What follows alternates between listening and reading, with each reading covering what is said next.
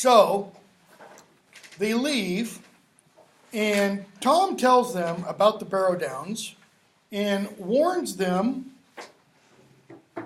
to, in particular, stay away if they see something like that. A down is, the downs are this this area, for example, of England that are kind of lumpy fields. They have these big mounds on them. Okay, barrows. Go to England today. Go to Stonehenge. Look at the pretty rocks, and then turn your back to the pretty rocks, looking away from Stonehenge, and just walk around the path that goes around, and look off in the distance. And you will see at almost every degree point of the compass, you'll see barrows, these big mounds of dirt that date from roughly 4,000, I think, to about 1,000 BC. They're all burial mounds. Somebody at one point was buried in those mounds. Most of them have been robbed. Okay, most of them have also been excavated. So Tom says, when you're walking on along and you come up to one of these bulges in the ground and you see a big rock sticking on top of it, stay away from that. Just don't go near it. And what happens? The hobbits march on along. They get hungry, it's hot, and they sit down, backs up against one of these standing stones to eat lunch. Fall asleep, fog descends, and they can't see each other. Okay? And they get captured by a Barrow-wight. A Barrow-wight is a creature that lives inside the burial mound. Ghost, kind of, but not really. So they get captured by this Barrow-wight. Frodo wakes up inside the barrow. And he thinks,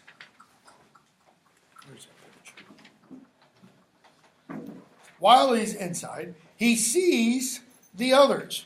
He sees Merry and Pippin, and they're dressed in these fancy old clothes. And he sees this hand moving towards them.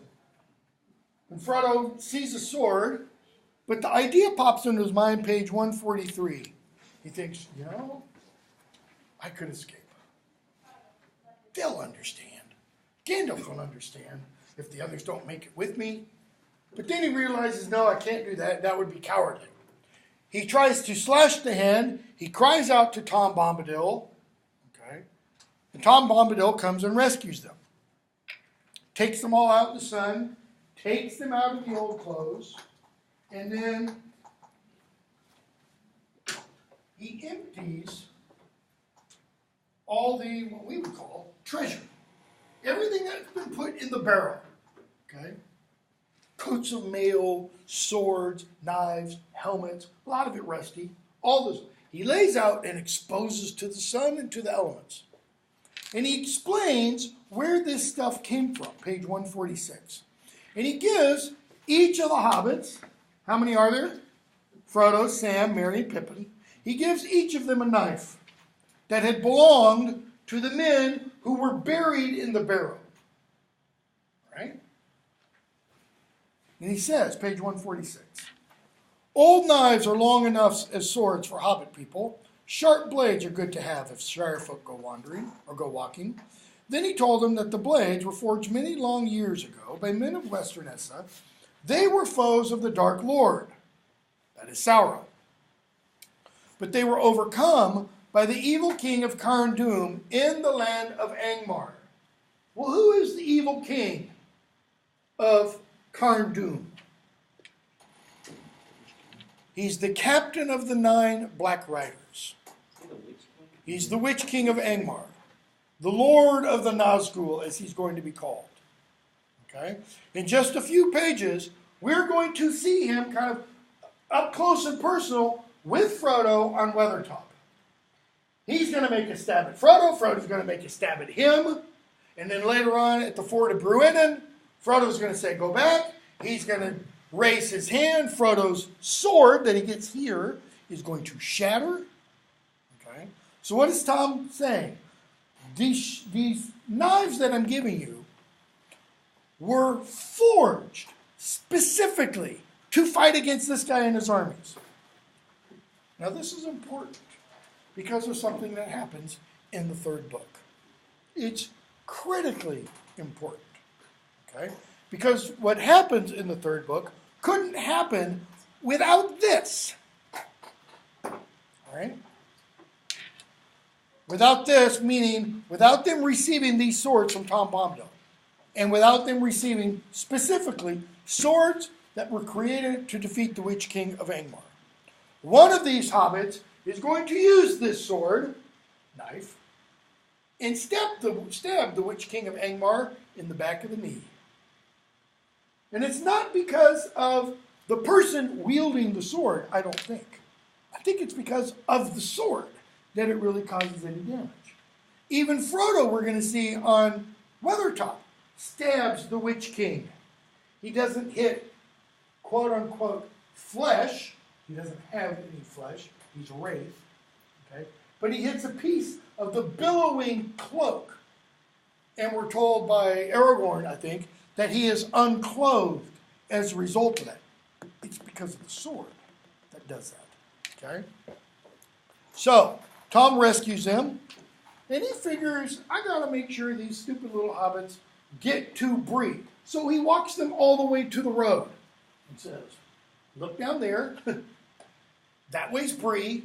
Stay on the road. They go to Bree. Who do they meet at the sign of the Prancing Pony? Who are some of the people they meet at the sign of the Prancing Pony, the inn? Innkeeper, Bartleman Butterbird. Okay. Who else? Who does Frodo meet in the common room? Strider. Okay. So they go to the inn. They rent a room for the night.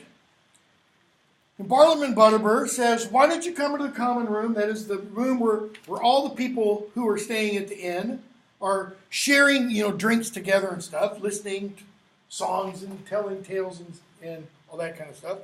You know why? Because we don't have people from the Shire here very often. Frodo says, okay, they go. And what do they start to do? If you've ever been to a British beer pub, they drink. Who drinks the most, apparently? Pippin. He's the youngest. Okay? And he's just, throwing shots back, essentially. Frodo goes and sits in the very back of the room, in the dark, in the shadows. Why? He doesn't want to be conspicuous. He wants to stay out of the way. Tom Bombadil says, call yourself Underhill. Okay? Don't go by the name of Baggins. Gandalf also told him that. So he does. He goes and sits back, and he sits back next to this guy who's kind of dirty and grungy looking. Not that much to look at. And this guy warns him about Pippin standing on the tabletop, singing and dancing. Telling them about what? Bilbo and the party, and when he vanished. And he's like, you better put a stop to that. So what does Frodo do? Frodo jumps up on the table and starts to dance and sing a song about the man in the moon. Okay? Tolkien gives kind of a historical background, let's say, for the nursery rhyme. And when he finishes it, he sticks his hands in his pockets and falls. And when he sticks his hand in his pocket, the ring slips on his finger. So he disappears. And so when he falls and disappears, he immediately takes the ring back off as he's crawling under the tables that he's knocked over. And so people are, he's disappeared. Where is he? He goes, I'm not disappeared. I'm right here. And they're like, fat little guy like you doesn't just, So Strider says, 161, well, why did you do that? Now you've put your foot in it, or should I say your finger? I don't know what you mean. Yes, you do, Mr. Baggins. So Strider goes off with them. He tells them he will help them, chapter 10. Sam doesn't trust him one whit. Pippin's not sure. Bartleman Butterbird bursts into the room and says, I've got a note for you from Gandalf. Okay. He gives the letter to Frodo, which was written Midsummer's Day. of the same year, when is it now? It's right around the 1st of October. Midsummer's Day was September, August, July, 3 months ago almost.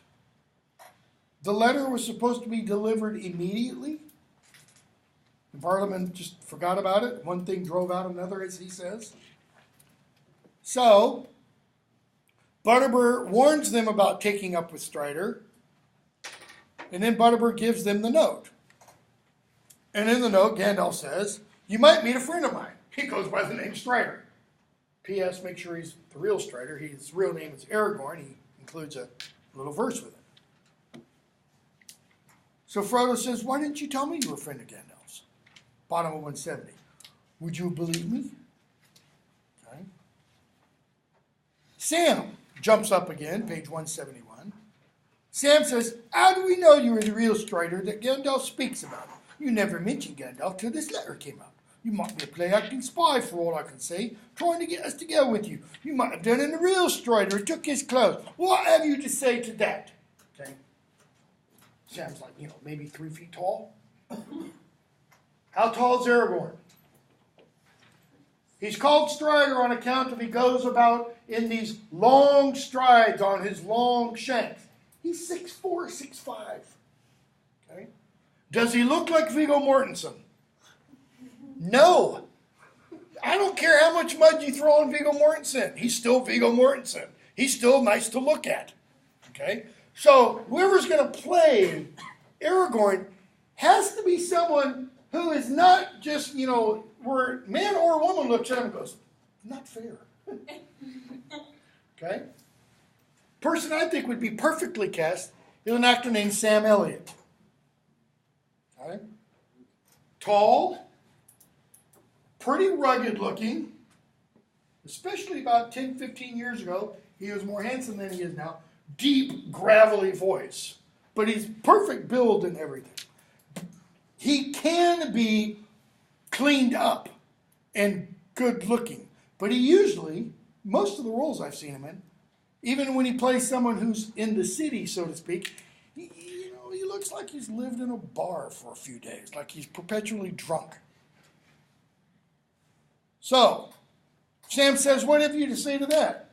Strider stands up, so now he's towering over Sam, and says, "Well, if I wasn't the real Strider, and I killed the real Strider, what's going to stop me from killing you and taking the ring?" In other words, you're pretty smart there, Sam. It's a good thing I am the real Strider, because you'd be dead if I wasn't. Okay? And Frodo says, "I thought you were the real deal. Servants of the enemy would, seem fairer and feel fouler." And Aragorn goes, "Oh, okay, I get it. So I feel foul, but I seem fair." No, don't try to take it back. I understand. Because where does he spend most of his time? Where does he live? Not in inns. In the woods. So when we're told that he's wearing travel-stained clothes, it's not just dirty. He doesn't get to a laundromat very often. He stinks. He reeks. He's filthy. We're going to find out later at the Council of Elrond. How far has Aragorn traveled in Middle-earth? Well, you got maps at the back. We find out he's traveled beyond the Lúthien Mountains, way off in the east, all the way over to the Western Sea. He's traveled to the north, and he's traveled as far down south where the stars are different. In other words, pretty much he's traversed all of known Middle-earth. Because Boromir's going, "Yeah, but I went 150 miles to get here, and it was really hard." And Aragorn's like, "Shut up. Don't tell me about hard." Okay? So he goes with them. Why isn't Merry with them at this point? Because he stayed in the room and he went for a walk. He went for a walk. He's off on holiday, so he goes for a walk by himself. What happens to him? He gets captured by black riders, and they put the black breath on him, Aragorn says. He doesn't give anything away, really. So they know there are now black riders in the town. So they make up dummies in the bed in the room that Frodo has purchased for the night. And the next morning they find those bolsters all slashed and sliced and diced. So they leave and they make their way off to Weathertop. I'm going to skip a bunch. While on their way, they're out in the wild. While on their way, they see a thunderstorm off in the what direction they're going? Off to the east. Okay? And they eventually get to the place where the thunderstorm was, because it wasn't really a thunderstorm. It was Gandalf fighting off the Black Riders. And when they get to Weathertop, Weathertop's an old defensive fortress, okay, from the mid of Westerness at the time. When they get there, Aragorn scouts the ground and he finds a rock which has a G rune and 3 written on it. 3 slashes. And he says, I think this means Gandalf, and the 3 stands for October 3rd. It's now October 6th, 3 days later. Okay? Sam sings a song about Gil-galad. Mary says, more. I want more. Aragorn says, I'm not going to sing about Gil-galad. Why? Because that involves stories about Sauron and the Nazgul. They're in the area. I don't want to sing about them or mention them because it could draw them. He says, instead, page 191, he says, I'll tell you another story. I'll sing you another song. I'll sing a song about Beren and Lúthien Tunuviel. Okay? If you go to Oxford, take my Harry Potter course in London, go to Oxford, and go to, I just forgot the name of the place where the cemetery is. Go to the cemetery where Tolkien is buried, and you'll see the headstone that says, John Ronald Reuel Tolkien gives his birth and death dates, and beneath that it says, Beren. Edith Pratt Tolkien, birth dates, death dates, Lúthien. The love story of Beren and Lúthien that Tolkien wrote, which is really the kind of the pivotal story in the Silmarillion, is a story Tolkien wrote about himself and his wife. Okay? He met her when he was like 15. I think it was 15. The priest that he lived with, because his parents had died and his mother put him under the guardianship of a priest to make sure he stayed a good Catholic boy. The priest, when he found out that Tolkien had met this young girl, she was a year or two younger than he was, immediately put a stop to it and said, you cannot have any contact, not contact, but can't be in, all these words we use talk about touch. You cannot be in any form of communication with her until you're 21. That is, until he comes into his own. All right? He goes off, he fights in the Great War, he gets wounded. He doesn't have any communication with her. No letters. He comes back, goes to university, and on his 21st birthday, he writes her a letter. If I remember correctly, it's been so long since I've read his biography. I'm pretty sure this is right. She was engaged. And she breaks off the engagement. And they are engaged within like 6 months. I mean, it's like wham, bam, thank you, ma'am. It's, you know, and then they get married, and they're married for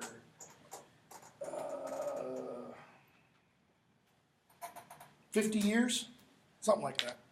She dies before he does in the 60s. So he tells this long song.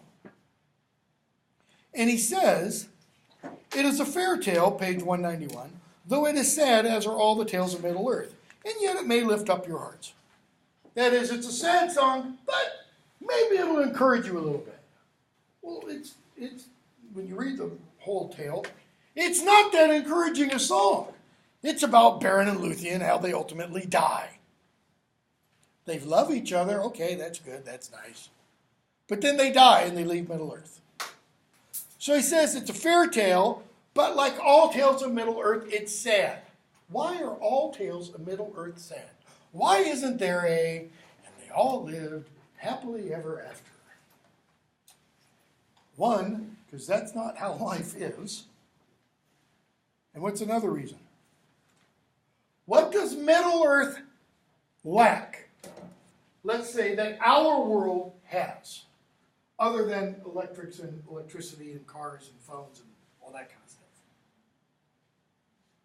One thing you never see in The Lord of the Rings, overtly, let's say, you never see. You never see any kind of religious action. You never see prayer or hear prayer, other than Elbreth Gilthoniel, which many people just take to be, that's an exclamation. I don't think it is. I think that's a Hail Mary full of grace, because of who Elbreth Gilthoniel is. She's the queen of the gods. Okay?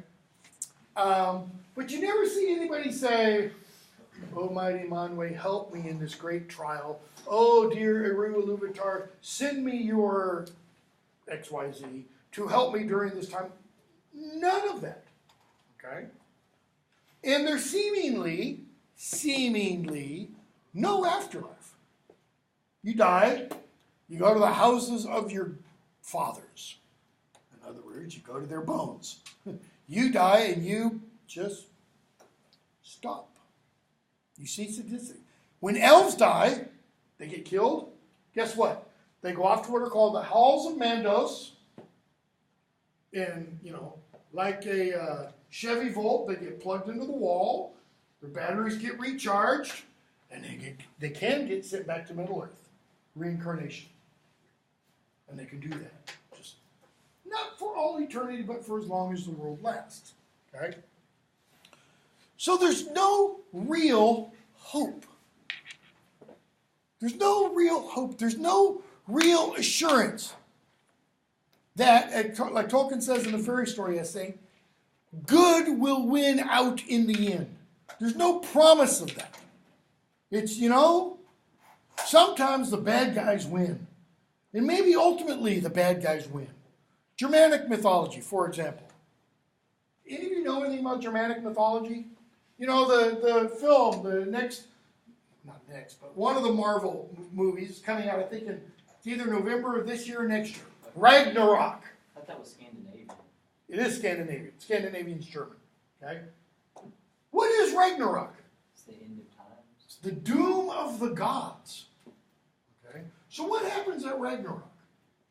Put simply, all the forces of good and evil line up for one final cataclysmic, apocalyptic battle. The forces of evil, Loki, okay, the frost giants, dwarves, Fenris Ulf, the great wolf, Jormungand, the sea-encircling serpent that encircles the world, all those beings, okay, and all evil people that follow them line up on one side. Who lines up on the other side? The gods, Odin, Thor, Frey, Freya, Heimdall, all of them, all their human followers, and all the good people line up. And in some of the versions of the myth, guess who wins? All the bad guys do. Odin, in all of the myths, Odin dies, Thor dies, Heimdall dies, Frey and Freyr die. And what starts all this? A pair of twin gods. One of them accidentally kills his brother Balder. Well, there's a prophecy. When Balder dies, Ragnarok begins. Loki causes the death of Balder. Why? He wants to bring Ragnarok. He wants Ragnarok to happen. Because in some versions of the story, that's it. Ragnarok comes, the gods all die, evil wins, turn off the lights when you leave the room. Nothing else. That's it. In some versions, Balder rises from the dead, and the forces of evil are all defeated, and there is to use biblical language, a new heaven and a new earth. Okay? Which a lot of mythologists think is Germanic mythology's borrowing Christian mythology, bringing it in. Okay? So Aragorn tells this long song, or sings this long song. Why does he tell the tale of Beren and Lúthien? Couple of reasons. One, the tale of Beren and Lúthien figures specifically with Frodo because of the ring that he is carrying, because of who Sauron was in relation to Morgoth and Beren and Lúthien.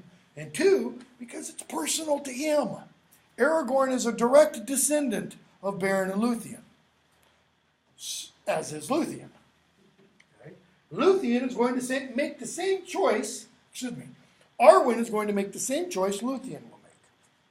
Lúthien chooses, because she's not all elf, she's part human, she's part goddess, she chooses the doom of humanity.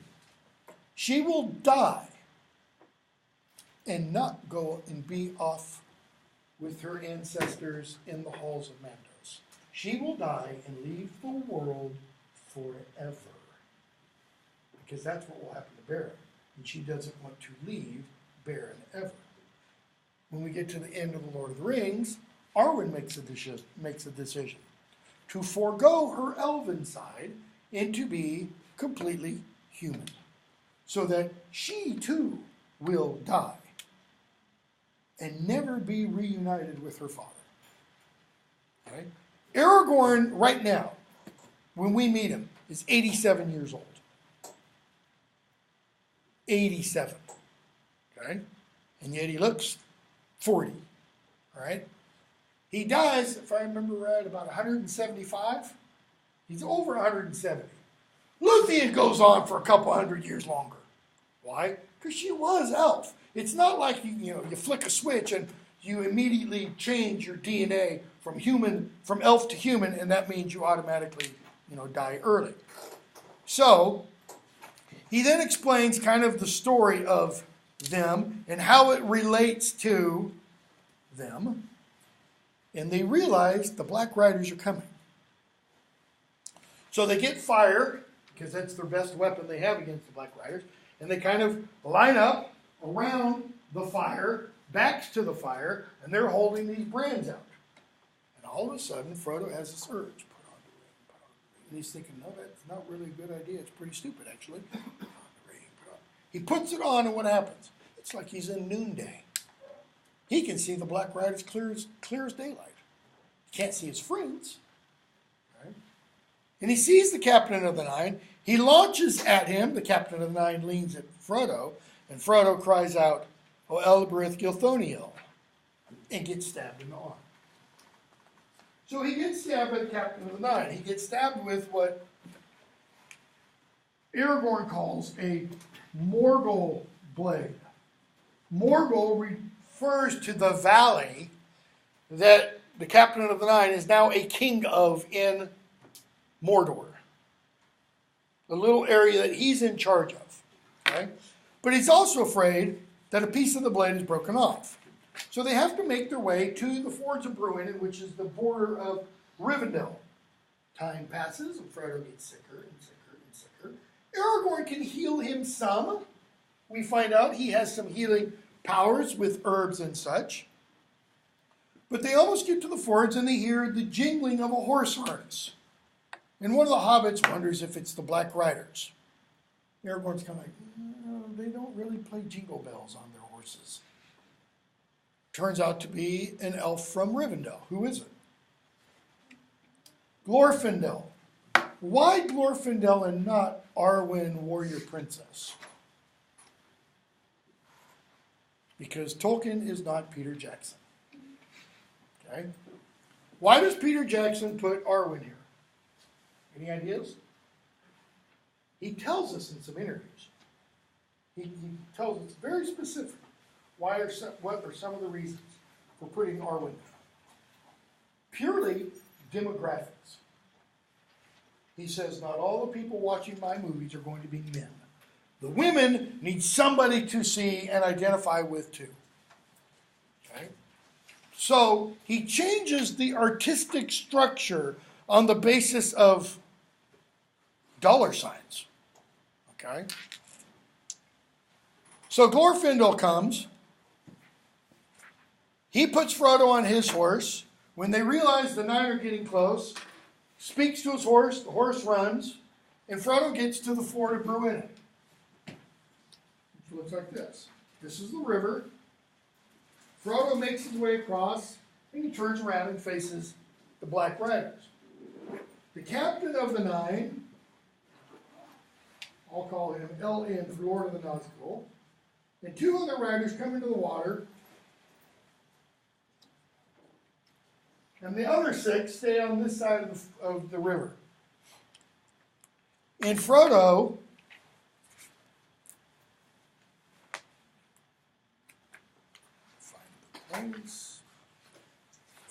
says to them, page 214, go back.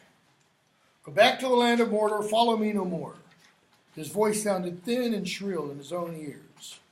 The riders halted, but Frodo had not the power of Bombadil. His enemies laughed at him.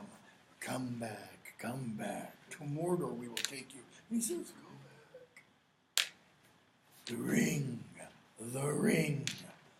By Elbereth and Lúthien the Fair, kind of like the last thing he remembers is Aragorn singing about them. You shall have neither the ring nor me. He lifts up his sword, and the captain of the nine rides halfway into the river, stands up in his stirrups and raises his hand. And it's like Frodo's tongue sticks to the roof of his mouth so he can't talk anymore, and his sword breaks. Not a good situation, right?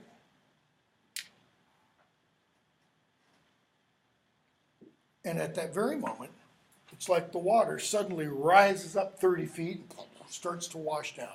And Frodo thinks he sees in the waves horsemen on galloping horses, trampling down the riders. But he also sees, before he passes out, what look to be flames on the other side coming towards them, and a figure of white light. And he passes out. We get book 2, and we have the chapter Many Meetings. Frodo wakes up. He sees Sam. He sees Gandalf. He sees Bilbo. And he talks to Gandalf, and he says, What did I see there? And Gandalf says, well, first of all, the flood, that's a little bit of Elrond's magic. You know, enemies try to cross the river, he washes them away. He said, did you see the little horsemen? That was me. I put a little touch on there. Frodo says, yes.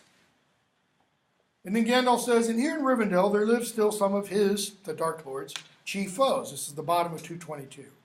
The elven-wise lords of the Eldar from beyond the furthest seas. Okay, lords of the Eldar from beyond the furthest seas. He's talking about those elves who went to Valinor. Way back in time. That Tom said, I remember when the elves went across the seas.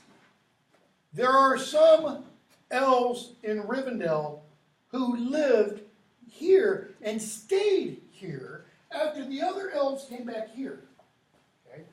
Then they later came across. So in other words, these are elves who kind of walk around and they have this is language from the Odyssey. I'm teaching a European Lit 1400 class. They have the brilliance of the gods on them. Like their faces shine. Like when Moses comes down from Sinai, nobody can look at him because his face is shining. It's not like somebody's shining a light on him. It's like there's a flashlight in shining out. Okay? So he says, they do not fear the ring wraiths, for those who have dwelt in the blessed realm live at once in both worlds. In the blessed realm, over here, they live both here and here. That's the both worlds. But it's also here, physical world, and there, spiritual world. Here, the world of sight, the world where we see stuff, and there, where we don't see what's going on. And against both the seen and the unseen, they have great power. Frodo, I thought that I saw a white figure that shone and did not grow dim like the others. Was that Glorfindel? Yes, you saw him for a moment as he is upon the other side, the unseen, one of the mighty of the firstborn.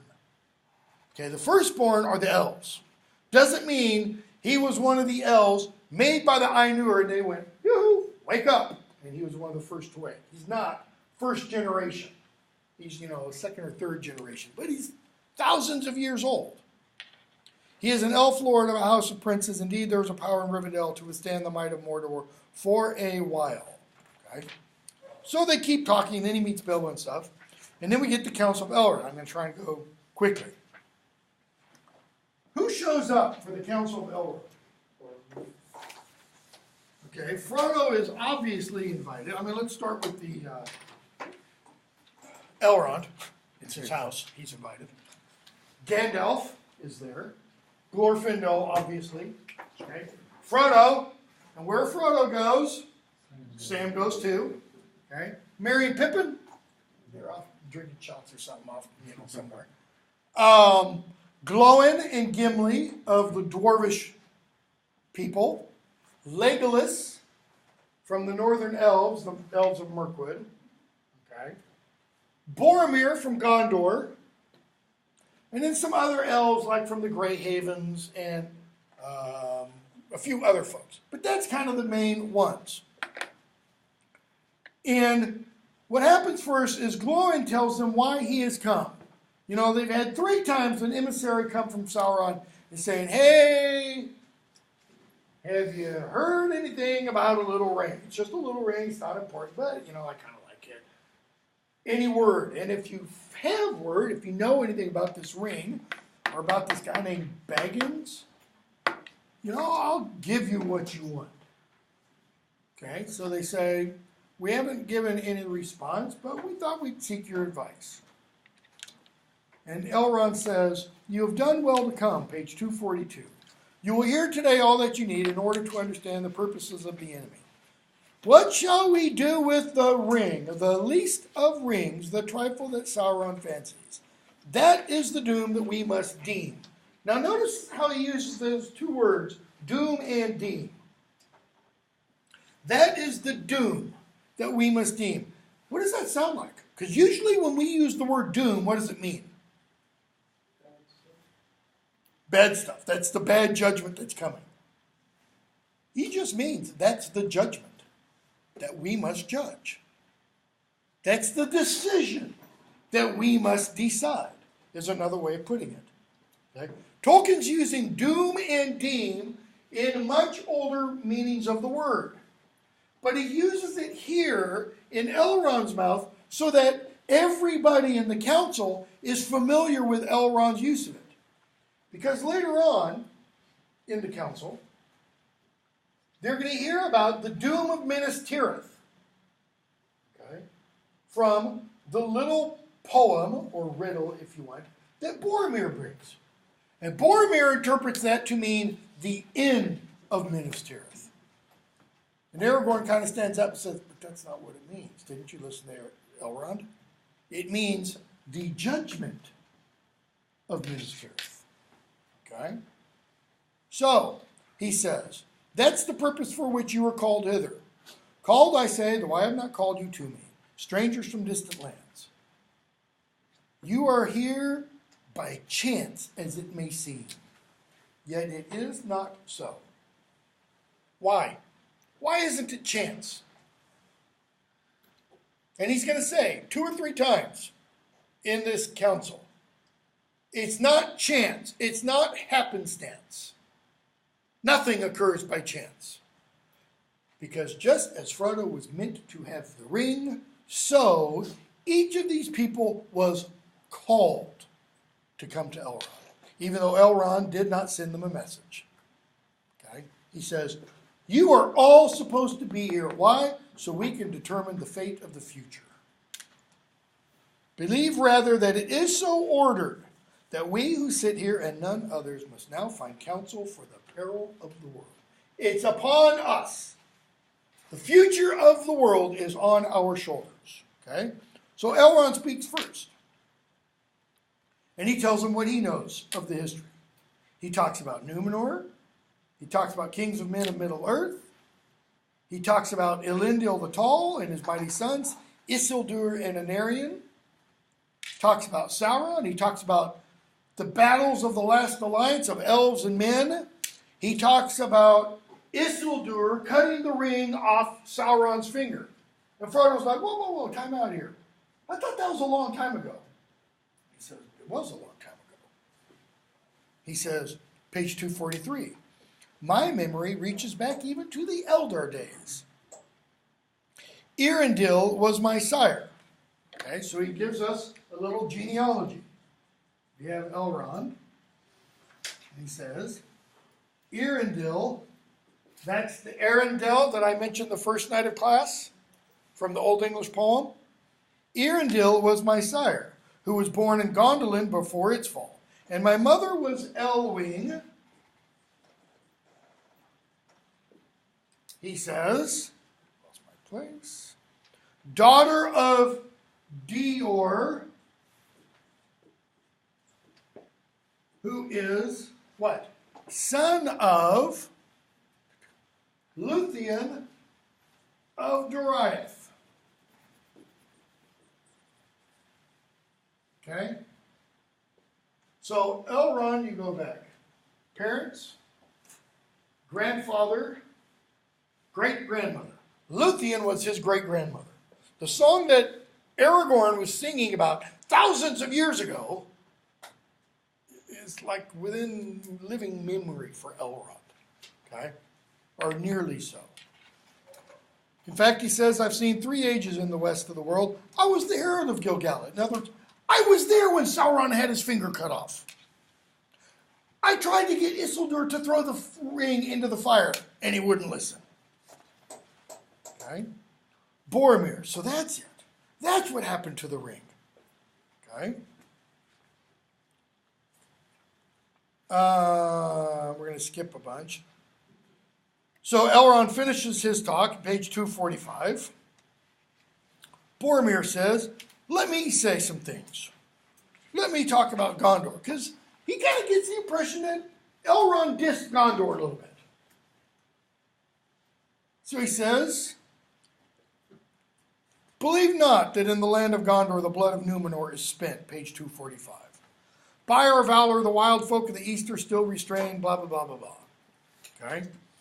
He talks about Sauron. He says the only thing keeping Mordor at bay is me, or us. And then he recounts the little riddle that first came to his younger brother and then came to him. 246. Seek for the sword that was broken, in Imladris it dwells. There shall be counsels taken stronger than mortal spells. There shall be shown a token that doom is near at hand. For Isildur's bane shall waken, and the halfling forth shall stand. He says, we don't have a clue what these mean. But we know Imladris, that's where Master Elrond is. Go there, he'll know the answer. And Aragorn stands up and says, here in the house of Elrond, more shall be made clear to you. And he throws his broken sword on the table in front of him. Well, what did the poem say? Seek for the sword that, verb, was broken. Aragorn throws a sword that is broken. It's still broken. What good is a broken sword? Not much. He says, here's the sword that was broken. Boromir, in polite tone. And who are you? In other words, what are you doing with that sword that belonged to Elendil, king of Gondor, thousands of years ago? Okay, what is this sword akin to? Our world. What would this sword be like in our world? Especially once it's reforged. Excalibur. Okay, that's Arthur's sword. See, Return of the King, that's Arthurian. Because Arthur isn't dead, if you believe the myth. Arthur is just off in Avalon, resting. Until England has its greatest need for him. In other words, World War II, nah, they had that covered. World War I, nah, they had that covered. When England has its greatest need, or logres, as its original word is, has its greatest need, according to the myth, Arthur will return. The king will return. How long has Gondor been without a king? Over 2,000 years. It's only had a steward since then, all that time. So, Boromir, and who are you? Notice Aragorn doesn't say, like he will say later in the Two Towers, I am Aragorn, son of Arathorn, and am called Elisar, Elfstone, Dunadan. And these people see him and they kind of shy away because they're afraid. Who comes to his defense? Not like in the film. He is Aragorn, son of Arathorn, and he is descended through many fathers from Isildur, Elendil, son of Minas Ithil. He is the chief of the Dunedain in the north, and few are now left of that folk. Said Elrond. It's Elrond who comes to Aragorn's defense. Why? Why does Tolkien put that in Elrond's mouth and not in Aragorn's mouth? What's Boromir going to do if Aragorn says, I am Aragorn, son of Arathorn, and I am descended through many fathers, through Isildur, Elendil's son, and I am the once and future king of Gondor? Boromir's going to go, well, yeah, let you and I take it outside, buddy. We'll find out about that. Okay? It's Elrond does it. Nobody's going to challenge Elrond. Boromir's not going to go, well, I don't believe Elrond. He's a filthy little half-elf. Yeah, what's the other half of him? Mudblood. Frodo, then it's yours. It's like, here, take the damn ring. Aragorn, no, not mine. You keep. Gandalf, bring out the ring, Frodo. It's time for everybody to see it. Okay? Frodo stands up. Probably has to stand on the table so everybody can see him. And he holds the ring up. Elrond, behold Isildur's bane. Boromir's eyes glinted as he gazed at the golden thing. Almost all the time, Tolkien says somebody's eyes glint. Almost every time, that means there's not good thoughts going on behind the eyes. There is some evil plotting afoot. The only other times when it doesn't imply that, it implies anger. Like when Gandalf's eyes glint in the gloom when Frodo's or Bilbo says some negative things about him. Okay? Boromir, is then the doom of Minas Tirith come at last? Aragorn, it didn't say the doom of Minas Tirith. It said doom and great deeds are at hand. Okay? For the sword that was broken is the sword of Elendil that broke beneath him, and he says, it's going to be reforged. Do you wish for the house of Elendil to return to the land of Gondor? He is asking Boromir, as eldest son of the steward of Gondor, do you want the king to return? Do you want Gondor to have a king after 2,000 years of no king? Boromir, I wasn't sent to beg any boon, only to seek the meaning of a riddle. In other words, that's above my pay grade. I got to ask my father about that one. But we're hard pressed, and the sword of Elendil, oh, that could be a hope beyond our hope. Notice how he qualifies that. If such a thing could indeed return out of the shadows of the past. What was the chapter, the second chapter titled? The Shadow of the Past. What does he mean? If it's not a fairy tale. If it's not merely an old wives' tale. Imagine what it would mean today if some archaeologist messing around in some old rocks in Wales digs up and finds a rock. I know I'm messing up the story a little bit. Just go with me on this. A rock. And stuck in that rock is a sword. Like, the sword's 4 feet long, and 2 feet of it of the sword blade are stuck in the rock. So there's 2 feet out and the hilt. And the part that's sticking out has carved in, I don't know, Ogham script, okay, which is the writing of the ancient Celts, particularly of Ireland and Scotland, okay, which is probably the source of the Arthurian stuff. And it has carved in Ogham on it, I am called Excalibur. Merlin had me made, or Merlinus had me made. And it was dated to 400 AD. Really dated. And it really said, this is Excalibur, Merlin had me made. What would that do for English history? It would blow it up. What would it do for English literature? Wait, you mean this is real? Arthur really lived? Okay, so Bors and Bedivere and Gawain and Yvain and Agravain and the knights, it's all real? Or at least it has a basis in fact? It would blow everybody's mind. It would be like turning, well, no, it wouldn't be like this. Imagine the Hubble telescope being directed out to the darkest patch of space, and it looked back to 13 billion years. The universe is supposed to be 14.3 billion years. And it goes back 13 billion years, and it says, they find a formation of galaxies that say, in modern English, I exist. Pretty much, well, I wonder how evolution, created that arrangement, because they're not really together. People would come up with excuses for that, right? Boromir can't come up for excuses. Okay? If such a thing could return out of the shadows of the past. Bilbo's getting pissed at this point, because Bilbo's friends with Aragorn. Okay? And Bilbo stands up, and delivers a poem. It's the poem that goes with Aragorn's name.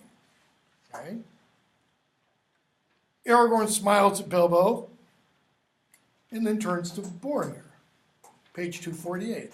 It says, for my part, I forgive your doubt. That is, I don't blame you. That's Aragorn's way of saying, Boromir, if I were in your shoes, I wouldn't believe me either. Or I wouldn't believe what they say about me either. Little do I resemble the figures of Elendil and Isildur as they stand carven in their majesty in the halls of Denethor. Okay, what does that mean, though? What is he saying? I've been in those halls. I know what those carved figures look like. I don't look anything like them. And Boromir's probably going, when were you in Daddy's hall? How old's Boromir? Tops. 30? 40 at the most. He's not married. You would think he would probably, if he was 40, he would probably be married. He's not married. So 30, 25? Faramir, his brother, is younger than he is. Aragorn is actually older than Denethor. So he's probably been in the halls before Denethor was born. He says, I am but the heir of Isildur, not Isildur himself. I've had a hard life and a long. The leagues that lie between here and Gondor are a small part in the count of my journeys. And here is when he says, I've trodden many plains, even to the far countries of Rhûn and Harad, where the stars are strange. He says, but my home, such as it is, it's up in the north, and my heart, it's down there in the south. Why? Because Arwen lives, for the most part, in Lothlorien, and that's where he likes to, spend his time. He says, if Gondor Boromir has been a stalwart tower, we've played another part. Who's the we? We Rangers of the North. We Dunedain. Okay? Gondor, he says, yeah, you've been a stalwart tower. Literally, Minas Tirith is a tower with 7 layers, 7 levels to the city, each one with a massive wall protecting it. Okay? Aragorn says, we have no such wall, and yet we have protected the north. Listen to what he says. You know little of the lands beyond your bounds. Peace and freedom, do you say? The north would have known them little but for us. Fear would have destroyed them. But when dark things come from the houseless hills or creep from sunless woods, they fly from us. That is, they don't even want to get close to us. What roads would any dare to tread? What safety would there be in quiet lands or in the homes of simple men at night? He's probably thinking, Parliament Butterbur. If the Dunedain were asleep, we're all gone into the grave. And yet less thanks have we than you. Because Boromir's been saying, hey, you guys are you're not giving us enough credit. It's because of us that Mordor's contained.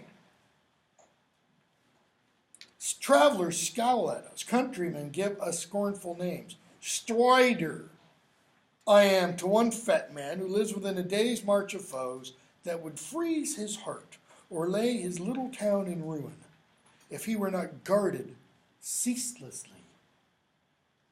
Yet we would not have it otherwise. What's he mean, we would not have it otherwise?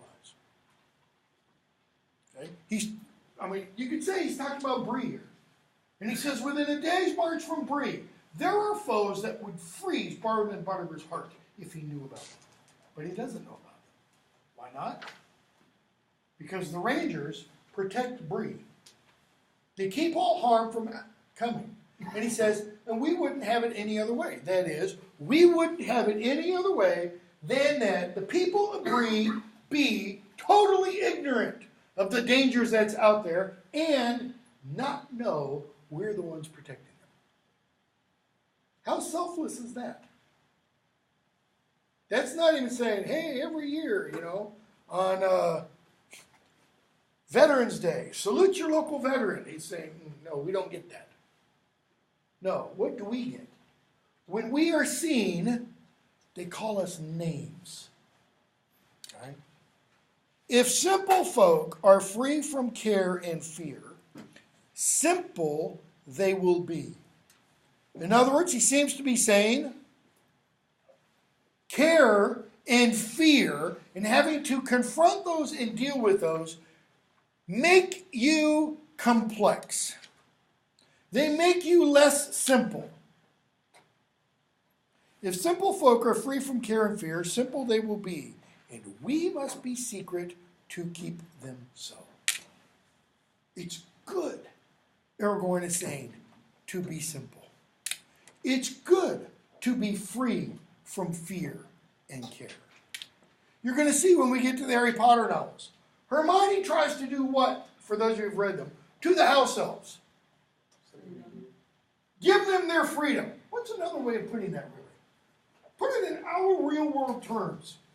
It's like going to the VW plant in Chattanooga and saying, unionize. She wants to unionize the house elves. Why? So that they'll realize how bad their lives are. She wants to make them aware, your lives suck.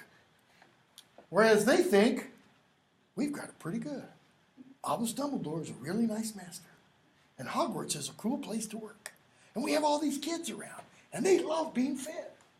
And they like having their rooms cleaned. And we like cleaning their rooms. Woohoo! No, that's not what you want. You want freedom. And along with freedom comes what? You want pay. You want holiday time. You want sick time. House elves don't get sick. So why give them sick time?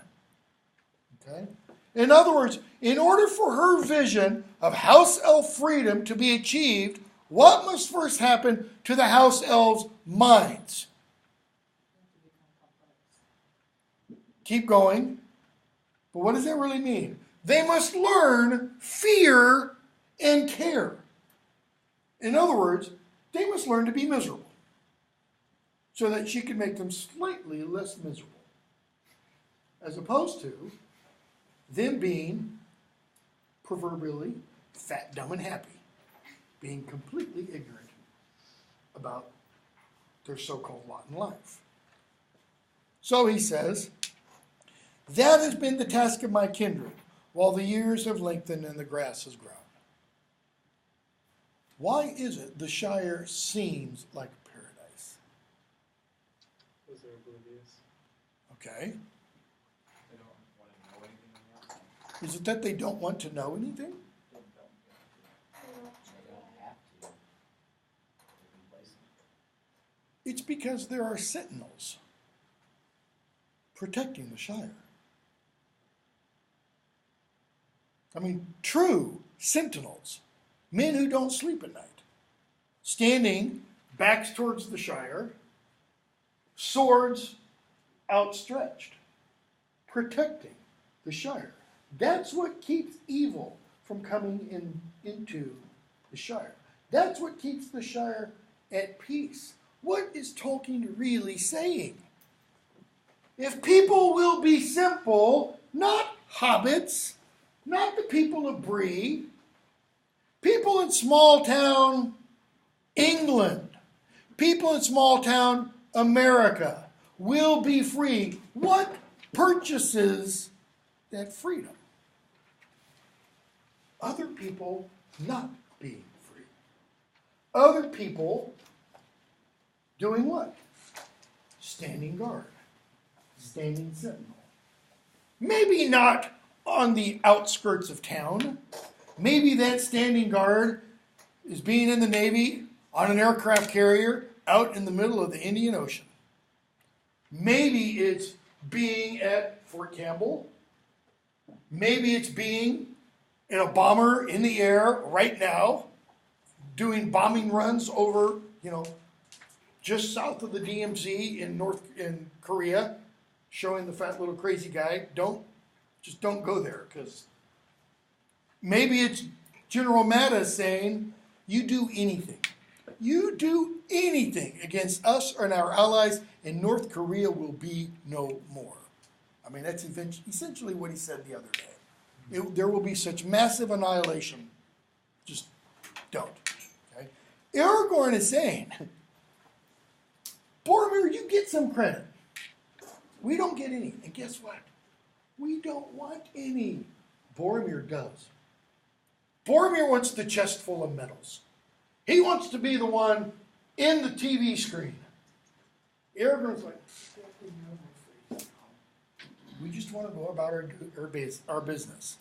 But he says, but now the world is changing. What's going to happen to the Riders of the North? We're going to leave. What happens as a result of the Riders of the North leaving the North and coming down and helping Aragorn in his quest, in his battle?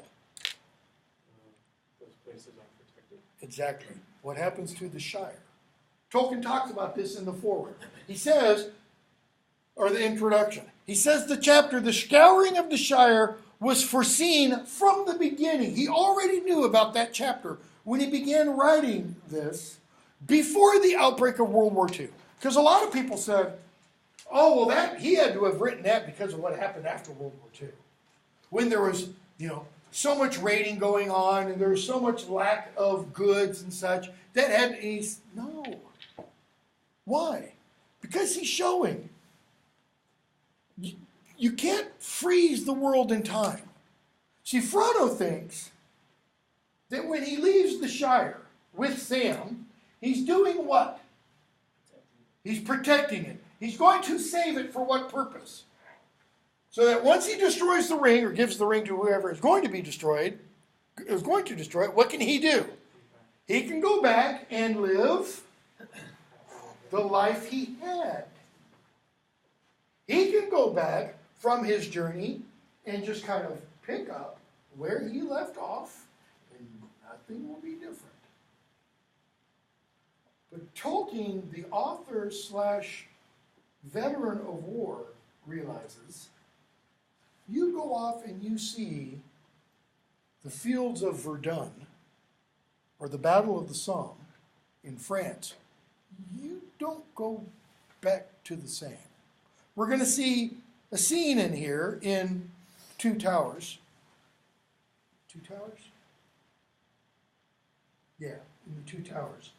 Where Frodo and Sam are going to be crossing these marshes called the passage. It's called the Dead Marshes, and they're going to see heads in these pools of water. Well, we have eyewitness written accounts of soldiers crossing the no man's land of the fields of France in World War I, crossing on their bellies, hands and knees, and having to move across a pool of water and seeing decapitated heads. Heads that were decapitated from machine gun fire, mortar fire, and cannon fire. From mortars just taking necks right off. And guys seeing heads. That's where Tolkien gets the image from. He's seen it personally. Okay? As he says there, you never lose that experience. In the introduction, he says something to the effect of, one has only to lose all of one's closest friends but one to feel the full effects of war. In other words, when he went off to war at the ripe old age, I think of 17, all of his friends but one died. Okay? Imagine that for a moment. Imagine everybody in this classroom, they're all your best friends. Kill all of them but one. Okay? How does that change your outlook on life? Does that fill you with hope in the decency of humanity? Because what was World War I supposed to be? The war to end all wars. The war to end all wars. And 20 years later, Who's going to? version 2.0. The 20th century was supposed to be, one, the progressive century. It was supposed to be the Christian century. A magazine began publication, 1899, titled The Christian Century. It was when humanity was either going to all become Christian in this kind of progressive where we all just love each other and sing kumbaya and share everything, or we're all going to become communists and like each other and share everything. But it was this idea that we're going to put all of our human problems behind. We're going to overcome poverty. We're going to overcome despair. We're going to overcome hunger. We're going to overcome want. All of these problems would be done away with. And we are definitely going to do away with war. And not even a decade and a half in, and we get the war to end all wars. The big daddy of them all. And then that's followed up by the second one. And that's followed up, kind of, if you want, by the Cold War. Oh, but nobody died in the Cold War, right? Because it was cold. It wasn't a hot war. A lot of men died. A lot of women died. Think of everybody, I think it's safe to say this if you want, everybody that died at the hands of Stalin is kind of a victim of the Cold War, even though it began before the Second World War. Some estimates say 60 million people in Russia. 60 million. That's California and Florida, roughly, today. Just take them all and kill them. Okay? And yet, this beginning of that century, everybody had these high hopes. So Tolkien's writing this entirely within all that context. Because there are people who are, woo, everything's going to get better. All we have to do is hold hands and love one another. And yet, there are people, right, who won't hold hands. Saruman would just soon stab you in the back. Sauron wants it all. Communism doesn't work if you have one person who wants it all. It might be a great idea. What do you have to do to make it work? I mean, really, to make communism work. Lenin knew this. Marx knew this. Stalin knew this. You got to kill everybody who say mine. What's the problem with that? You end up killing, ultimately, how many people? Everybody! Because if we're the last two left, guess what's going to happen? Mine. And he's going to say mine. And there we are, folks, Lord of the Flies.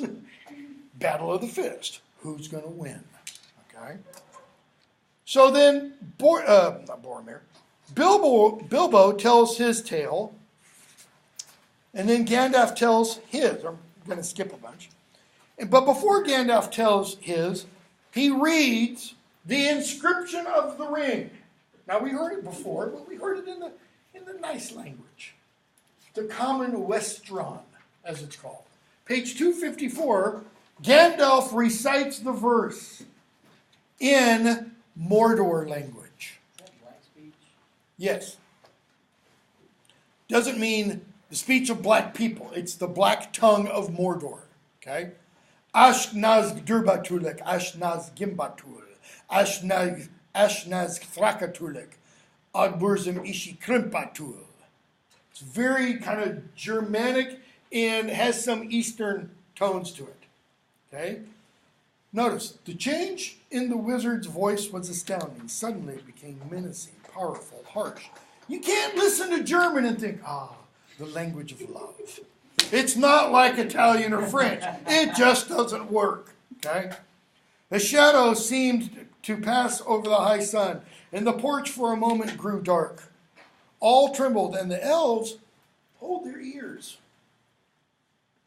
Elrond, never before has any voice dared to utter words of that tongue in Imladris. Gandalf the Grey, and Gandalf says, and let's hope that none ever does again. But I'm not going to ask for your pardon. Why? Because if we don't do something, guess what? We're all speaking that.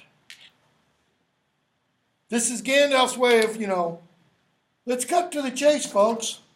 We've got an important decision to make. Okay? So Legolas tells them why he's there. I know you left Gollum in our care, but we don't like seeing anything caged up. And okay, we let him out to go to the bathroom, and he escaped. Gimli and Gloin particularly says, you weren't so nice to me, 70-some years ago. Gandalf relates his story, how he was captured by Saruman. So they now know Saruman's bad. He's not on their side. Okay? How he escaped. And Saruman, through Gandalf's retelling of the story, Gandalf tells them, that Saruman says, page 259, I am Saruman the Wise, the Ringmaker, Saruman of many colors.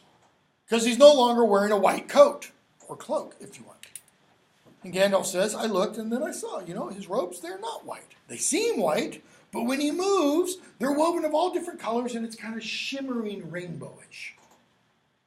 Gandalf, I liked white better. White. It serves as a beginning, right? Where do all the colors come from? White.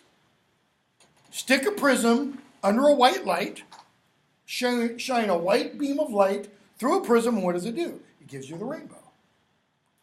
White cloth may be dyed. The white page can be overwritten, and the white light can be broken. So notice what he said about white in each of those. It can be destroyed. If the white page is overwritten, then it's no longer white. Okay? If the white cloth is dyed, it's no longer white. If the white light is broken, it's no longer white. Gandalf, in which case it is no longer white, and he that breaks a thing to find out what it is has left the path of wisdom. What does he mean? You've probably had English courses before where you've had to look at a poem and take it apart. Take it apart according to its meter, its rhyme, its sound, its imagery. Tolkien is saying, don't do that. That's stupid. Why? Because when you take it all apart, what do you no longer have? A poem.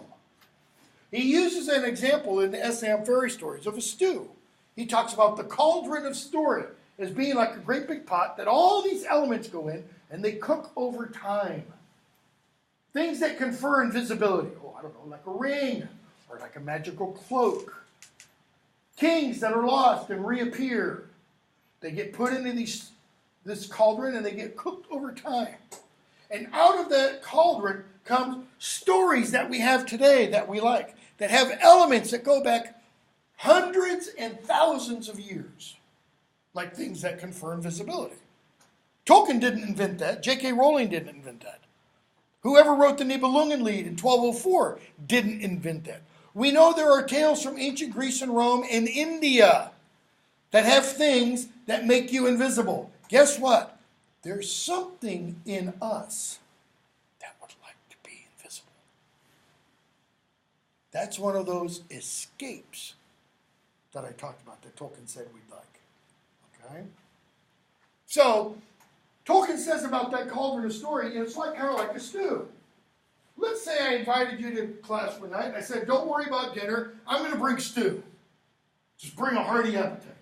And you came in, and right here on these 4 tables, there was a platter with a chunk of meat, not cooked, raw potatoes, not peeled, onions, not sliced, carrots, salt, pepper, celery, a bunch of spices, and then down here a bowl of water.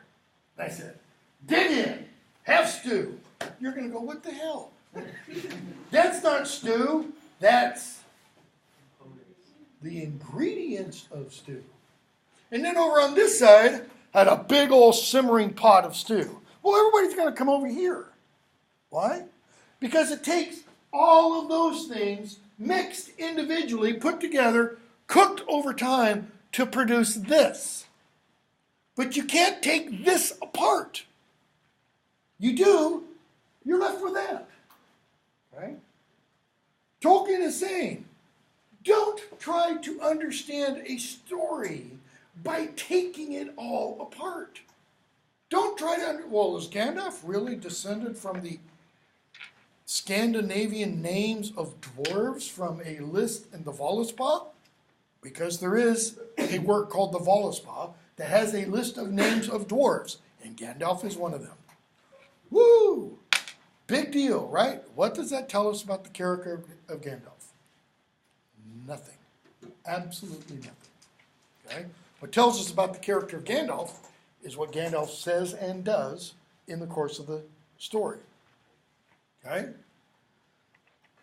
So, he escapes, and he tells us the rest of his story. I'm going to skip a bunch. We'll stop there. When we come back, and we're obviously quite a bit behind, we'll finish Fellowship of the Ring. So if there's a quiz next week, there will be a quiz, sorry. It'll be over all